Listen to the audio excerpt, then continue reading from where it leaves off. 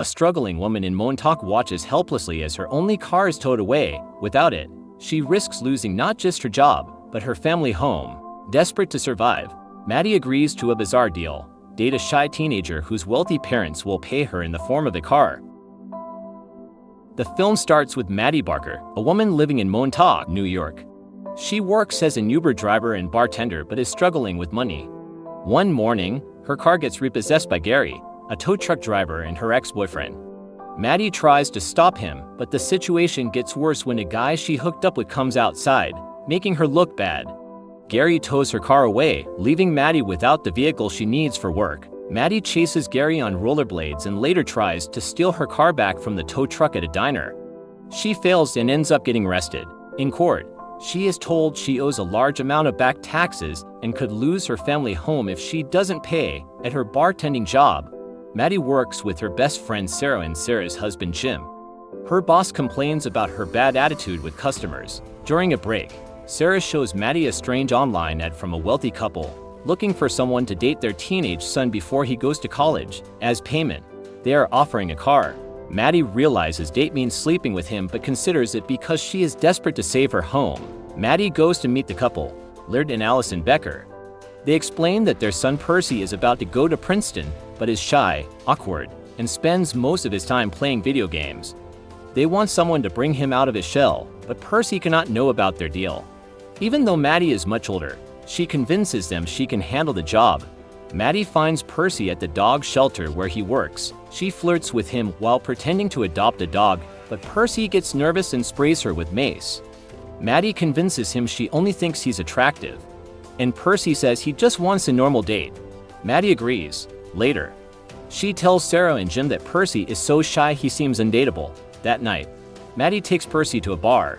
She orders him a drink he doesn't like, and they run into a man Maddie once dated.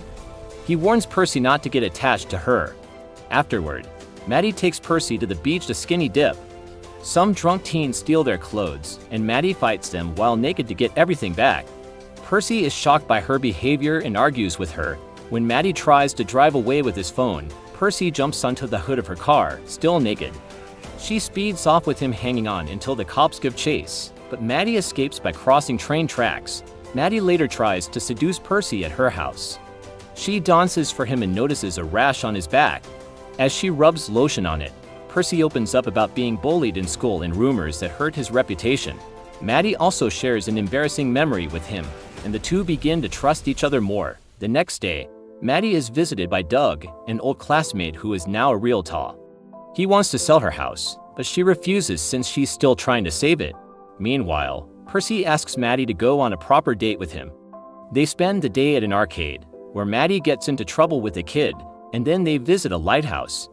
Percy asks to kiss her, and though it's awkward, Maddie lets him.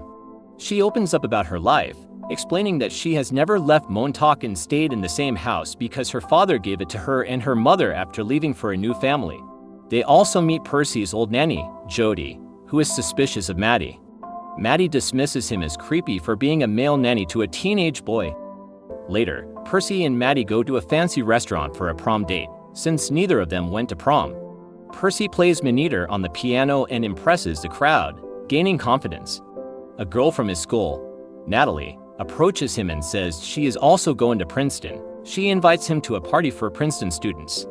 Maddie tries to stop him from going, worried he'll lose interest in her, but Percy insists. They take a limo to the party. Maddie feels out of place among the rich teenagers.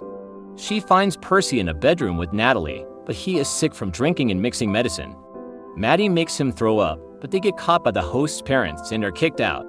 On the way out, Percy accidentally punches Maddie in the throat while trying to defend her. Later in the limo, Percy tells Maddie he loves her and wants to sleep with her, but Maddie stops because he's a drunk.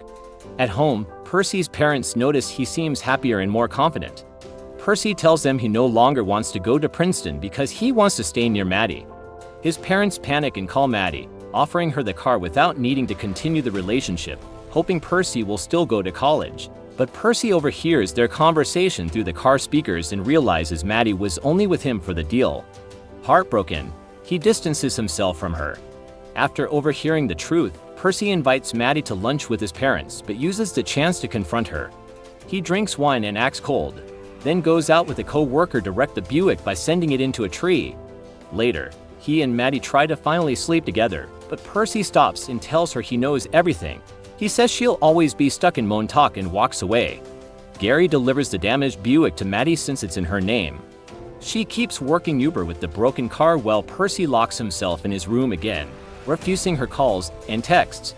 Maddie eventually pays off her taxes and fixes her car, but when Sarah and Jim announce they're moving to Florida, Maddie feels even more alone. She finally gives up and sells her house to Sarah and Jim so they can raise their baby there. Maddie plans to move to California for a fresh start. Later, she finds Percy at a Princeton mixer and tries to apologize, but he ignores her. Maddie jumps on the hood of his car, just like he once did to hers, and he drives off with her hanging on. They crash into the water, where they both panic before breaking down and apologizing. Maddie tells Percy she's moving to California, and he supports her decision. They reconcile, and he jokes that it still counts that he lost his virginity to her. On the day Percy leaves for Princeton, Maddie shows up to drive him there.